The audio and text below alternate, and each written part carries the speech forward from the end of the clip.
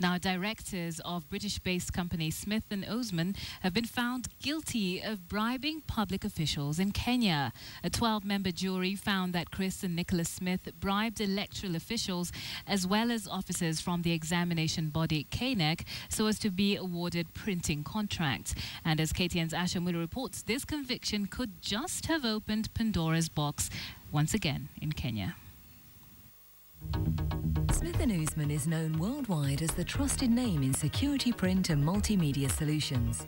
If Smith and Ouzman company boasted of having integrity, then the British legal system has just burst that bubble. Two directors of the UK-based printing company have been found guilty of fraud. The Smith and Ouzman pair were convicted at Southwark Crown Court by a 12-member jury, which found that fraudulent payments totaling to 70 million shillings were paid to officials in Ghana, Kenya, Mauritania, and Somaliland. The court heard how the company allegedly bribed electoral officials from the Interim Independent Electoral Commission, as well as the Kenya National Examination Council, knec. The UK's Serious Fraud Office, which investigated the case, showed evidence in court, including this email sent to Chris Smith from the company's middleman in Kenya, Trevi Oyombra. After meeting a public official, Trevi told Chris, "He's a nice guy, Smith. He is in my pockets now. Let's use them to get the contract, and as I promised, we get the order, he gets the chicken."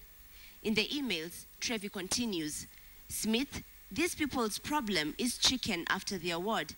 And I told them, as long as we get the tender, we give them the chicken."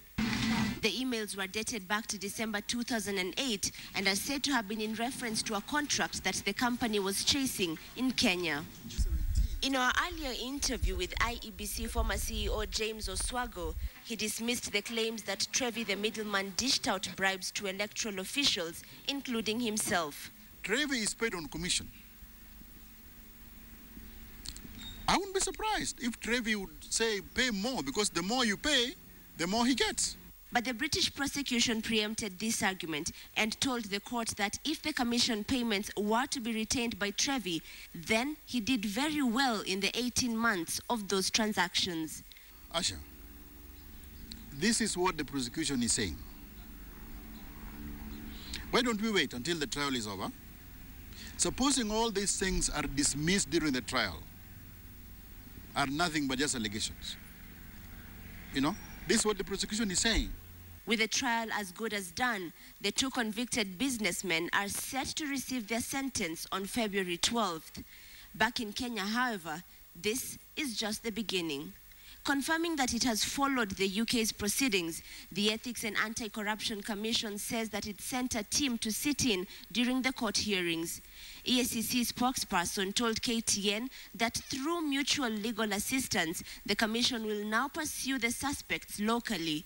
The commission also says that Trevi Oyombra's accounts have already been frozen. If you can show in this procurement thing that James Oswago, forget about receiving, actually asked for this, take me to court.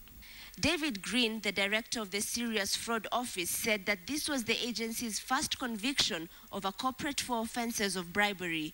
He also had a special mention for Kenyan authorities, who he said assisted in the case.